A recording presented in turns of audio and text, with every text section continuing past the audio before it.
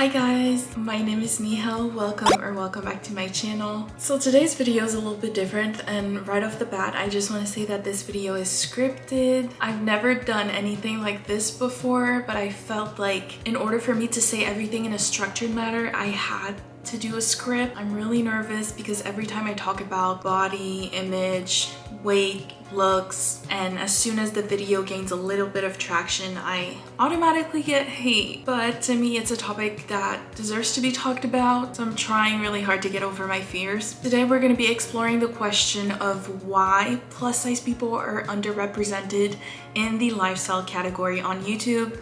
But I feel like this also applies to any other social media platforms. If you're anything like me, the lifestyle category is your favorite. I truly believe that the deepest parasocial relationships with influencers are created through the lifestyle category. Mine started when I was 14 and I thought that Bethany Mota was my best friend. I used to watch people like Zoella, Bethany Mota, Ingrid Nilsson. Other pioneers of the lifestyle community included Alicia Marie, Remy Cruz, My Life as Ava, Nikki and Gabby, Beyond Beauty Star, Aspen Ovard, and like honestly so many more. Think about the time that it was so embarrassing to have a YouTube channel that you would hide it from everyone. Their videos consisted at the time of like morning routine, night routine, after school routine, outfits of the week, hauls, and of course we can't forget the iconic era of DIYs where purchasing the supplies was more expensive than just buying the actual thing you needed. Most of these girls at the time had two separate channels. One was for like their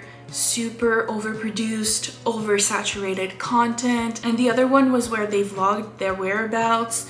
It was typically like more chill, less scripted. It felt more personal to their viewers. During that era of vlogging, the separation was essential because nobody out there had been able to grow simply known as a vlogger. Vlogging channels were an addition to already existing channels. They were a nice little add-on for the most loyal viewers. And then fast forward a couple years later and Casey Neistat enters the scene. Casey Neistat took an already existing concept of vlogging but made it what we know as vlogging today. I truly believe that because of Casey Neistat, it's what has allowed vloggers to be known as vloggers as their only title. Although Casey Neistat wasn't part of the lifestyle beauty community, he was super influential in all the areas of YouTube. His influence was insane. Like, people started including cinematic elements to their vlogs, time lapses, candid shots, and we can't forget the iconic drone shots. And I really think it's from there that this style of hybrid vlogging started becoming a thing. Many vloggers started just including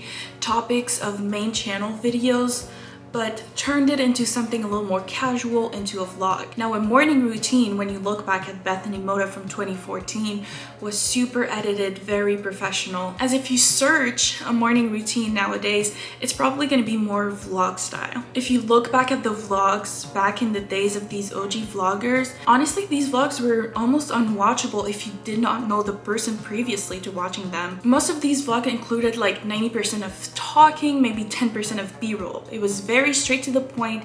You had to know them, you had to be previously introduced to them. And just in a few years, YouTube has evolved so much, and we've now been introduced to the new era of vloggers. Some of my personal favorites: Kelly Stamps, Best Dress, Jazzy Lee, Ava Jules, Moya, Naina, Leah Fieldsnote, and like so many other more. If you've never watched any of these channels, the main difference between old school vloggers is truly the execution and the topic of the videos. Old school channels used to focus truly on the topic, and then they made their video around the topic. Now, these modern channels are more so about their lives and romanticizing the mundane tasks of everyday life. On many of these channels, you see often comments such as, "Oh my god, your life is a coming of age movie. I wish I was your friend. I'm so jealous. I wish I had this life." Honestly, just so many envious types of comments. I feel like I could make a whole separate video on parasocial relationships and the lifestyle community, because lifestyle channels have some of the highest rates of engagement. People just click with that. They instantly become your friend. Once they subscribe and they follow along, they're like dedicated viewers. Honestly, I really believe that people become obsessed, super envious, and they start watching your every move. Of course, that's like a big generalization, but if I just think of my personal self, when I felt most lonely and sad in my life, I always fell back on these parasocial relationships that I created all in my head to help me cope with hard times. And I know that's not the point of the video, but I honestly could make a whole nother separate video about that. But it does lead me to the next point that I wanted to talk about, which is why people become so addicted and so into it. We can't talk about lifestyle without talking about aesthetics, of course. Nowadays, in order to blow up, you have to either bring personality or aesthetics. Now, if you have both, you're probably a jackpot for the algorithm. But let's forget personalities for a second and let's focus on aesthetics. I personally don't see anything wrong with making your life more interesting, creating a highlight reel and romanticizing it a little bit. I also do it, and I know that for many others it's a form of art. It's just a way to express yourself and your creativity. I think as long as you keep it real and you remind people that this is in real life, it's just a highlight reel, and you know, you keep yourself in check here and there, I don't see anything wrong with doing so. And besides, I do feel like for a vlogger nowadays, aesthetics are part of it. You need to have a vision. You need to be able to create a concept out of nothing. Let's talk about diversity for a second, because it is, after all, the whole point of the video. If we compare the first generation of vloggers versus the current one, we can see more diversity from the body of vloggers the algorithm has pushed. It's a great and a massive step for YouTube, but almost laughable and embarrassing when you think of other platforms such as TikTok. The worst part is TikTok is racist. TikTok has allegedly already admitted to pushing Western beauty standards, pushing selective features. So I can't even like imagine YouTube, where when I go on my homepage, 80% of the people I see are white. And also if you go onto the trending page, it's also very Caucasian. And for a really long time, I thought that me being a plus size person of color was so rare. I was one of a kind. No, it turns out there's so many of us. It's just that the algorithm doesn't push us. We don't see each other, so we therefore can't encourage each other. And why? We put in the work, we're consistent, we show up, but the algorithm doesn't promote us. Going back to aesthetics, a fat body is not aesthetic. There's no denying that. Like, I don't even want to hear it, honestly.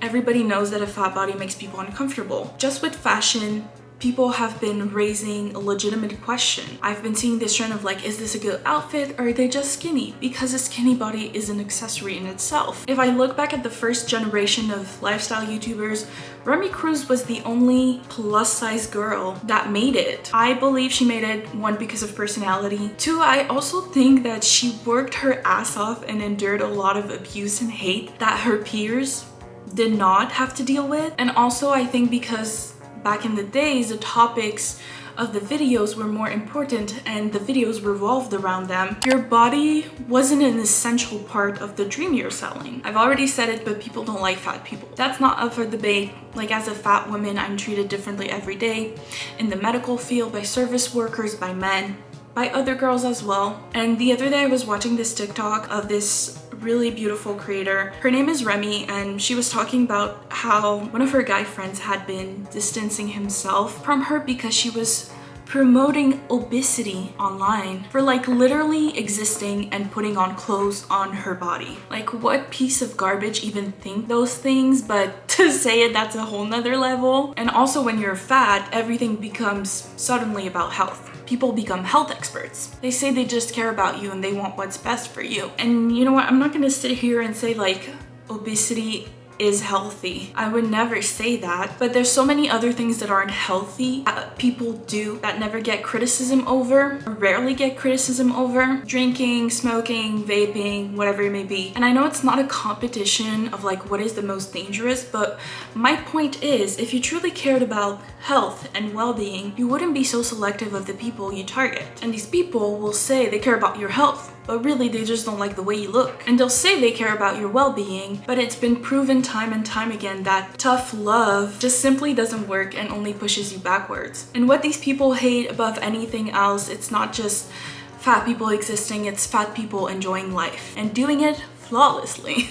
Of course, not everyone has these super radical thoughts, but I really think that fat phobia is deeply internalized. Even myself, I find myself having many fat phobic thoughts a day. I still wish I was skinny. I still wish that I didn't look the way that I do. I still wish I could fit into Brandy Melva. I still wish that I could order from Princess Polly, and I still wish that I did not have to see this when I go in front of the mirror. I think most plus size people who've put themselves out there never asked to become a plus size role model. It sort of just happened because when you're in a society where you've been conditioned to hate your body, simply working towards acceptance and body neutrality is seen as this radical ideology, and all of a sudden you're the spokesperson for, when literally we just want to be left alone and exist in peace. Representation really matters. We all know that. Even though I have a really small platform, some people have told me that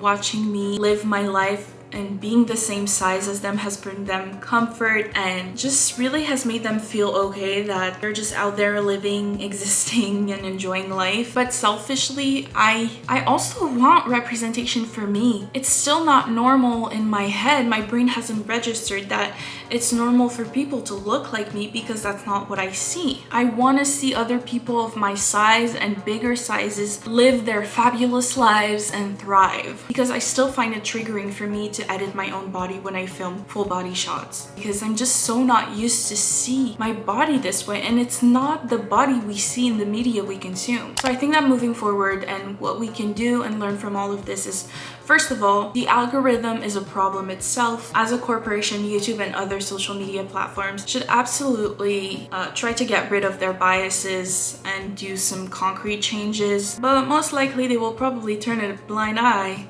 and do nothing. So we do have some kind of power as media consumers. You can try to diversify your following, and you can try to challenge your own biases. If you only follow skinny blonde girls, the algorithm will just recommend you more skinny blonde girls. You can break the cycle and trick the algorithm, but that takes willingness and also admitting to yourself that you might be also part of this problem. Although POCs get limited exposure on social media, I still do my best to find their accounts, and when I do find them, I support them. I like, I comment, I follow. My goal ultimately is I want my social media to look similar as to when I step outside and I start walking in the city. And I know that not everybody lives in a diverse city, but with the internet and the access to information, there's almost no excuse. It has never been easier to understand that there's a different reality outside of the one that you live in. So I think it's really on you to show up and do the work. Just a difference of a couple years, 4 to 5 years, we've been seeing a lot of changes and a lot of difference, and I think we just have to keep going that way. It's a good beginning, but we still have a long way to go, and we have to stop being so selective. That's pretty much what I have to say about this topic. I hope you guys enjoyed, and please feel free to share your thoughts below. This is an open conversation, so feel free to add commentary if you have something interesting to say. Please stay polite and respectful. That is the only thing that matters. Any fatphobic comment will be deleted. In the meantime, please take care of yourselves, and I'll see you guys in the next one.